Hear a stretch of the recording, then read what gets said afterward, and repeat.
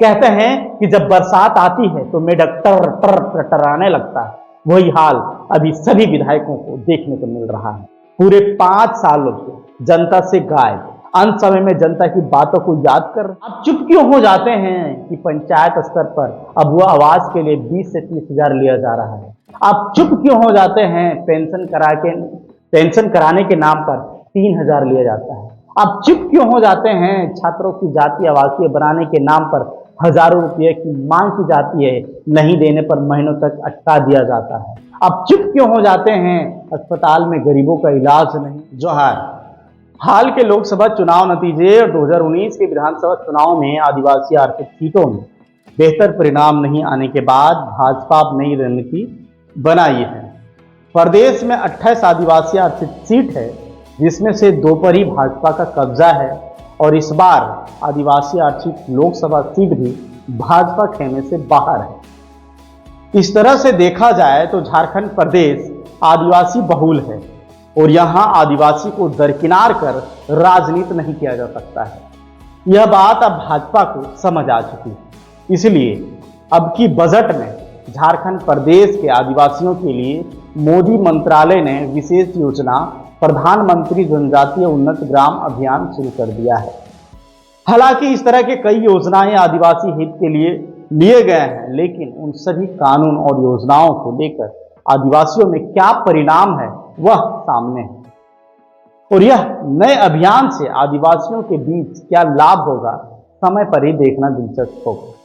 बहरहाल भाजपा के चुनाव प्रभारी केंद्रीय मंत्री शिवराज सिंह चौहान, सह प्रभारी हेमंत विश्व शर्मा और प्रभारी लक्ष्मीकांत वाजपेयी, ये तीनों ने खराब प्रदर्शन वाले विधायकों का विधानसभा चुनाव में टिकट काटने का ठान लिया है। कटना भी चाहिए। अगस्त और सितंबर महीने में चुनाव को लेकर भाजपा के तीनों चुनाव प्रभारी विधानसभा क्षेत्र का प्रवास पर है। तीनों प्रभारी के द्वारा राज्य के सभी 81 विधानसभा क्षेत्र का दौरा के लिए निकल चुके हैं।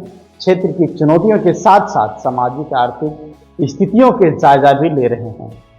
भाजपा के संभावित उम्मीदवार के चेहरे पर भी चर्चा की जाएगी और भाजपा अपने सारे विधायकों के कामकाज की समीक्षा करेगी। समीक्षा के लिए जिन विधायकों का कामकाज खराब पाया जाएगा उनका टिकट भी कटेगा। कटना भी चाहिए। काम नहीं करोगे तो जाओगे।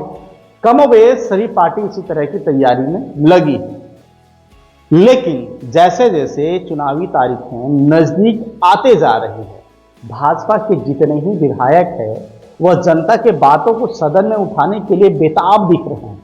झारखंड मुक्ति मोर्चा की सरकार, हेमंत सोरेन की सरकार की जो मैनिफेस्टो है उसमें 5 सालों में क्या काम हुआ है उसका हिसाब और क्या काम नहीं हो पाया है, क्यों नहीं हुआ, उसका जवाब सदन के पटल के माध्यम से मांगते दिखे। जाहिर सी बात है यह सब होना ही चाहिए। चुनाव जो नजदीक है, आपको याद होगा इससे पहले की सरकार, भाजपा की सरकार थी, रघुवर दास की सरकार, 2014 से लेकर 2019 तक 5 साल की जो मैनिफेस्टो था उस पर कितना काम हुआ है एक बार निकालकर देख लिया जाए। और सबसे ज्यादा किस दल की सरकार रही है झारखंड में उसे भी देखा जाए।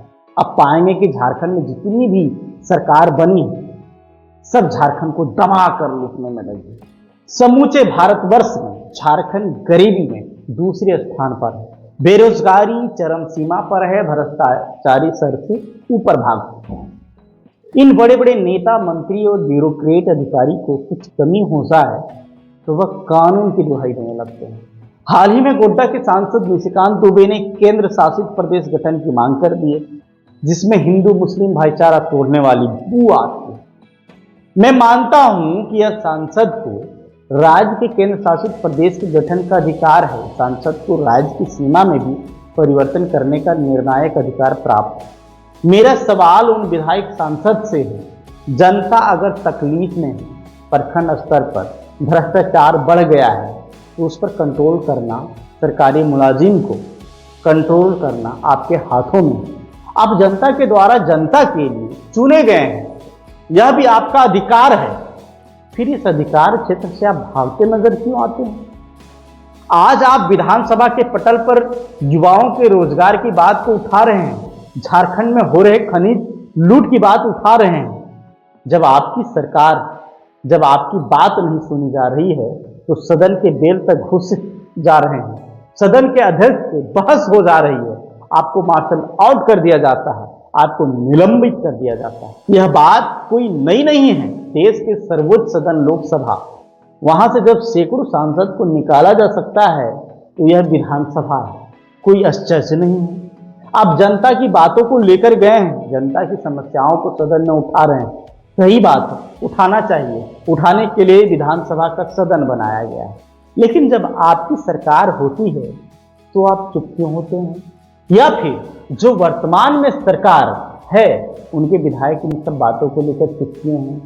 आप चुप क्यों हो जाते हैं कि पंचायत स्तर पर अब वो आवास के लिए 20 से 30 हजार लिया जा रहा है? आप चुप क्यों हो जाते हैं पेंशन कराने के नाम पर 3,000 लिया जाता है? आप चुप क्यों हो जाते हैं छात्रों की जाति आवासीय बनाने के नाम पर हजारों रुपये की मांग की जाती है, नहीं देने पर महीनों तक अटका दिया जाता है? आप चुप क्यों हो जाते हैं अस्पताल में गरीबों का इलाज सही से नहीं हो पा रहा है, जबकि स्वास्थ्य विभाग में सरकार के द्वारा करोड़ों रुपए की राशि खर्च की जाती है?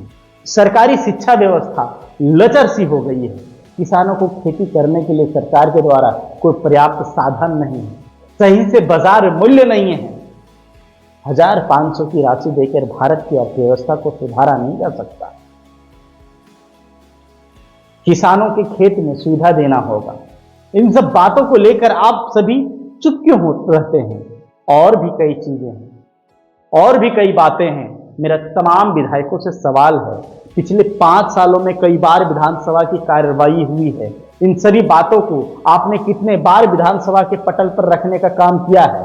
कहते हैं कि जब बरसात आती है तो मेढक टर्राने लगता है, वही हाल अभी सभी विधायकों को देखने को मिल रहा है।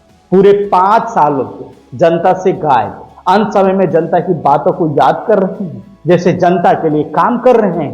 खैर जो भी हो, पूरे 24 साल का हिसाब लूंगा, जनता जवाब देगी, अब जनता सवाल करेगी। पिछले 5 सालों में आप अपने क्षेत्र में 5 ऐसे काम बताइए जो बेहतर ढंग से किए हैं, जो जनता के हित में किए हैं। सिर्फ 5 काम बता दीजिए, और जब नहीं बता पाइएगा तो उस विधानसभा में फिर दोबारा चुनाव लड़ने के अधिकार नहीं है, फिर जनता आपको वोट क्यों करेगी? फिलहाल इतना ही, दीजिए पंकज को इजाजत, फिर मिलेंगे अगली कड़ी में। जोहार।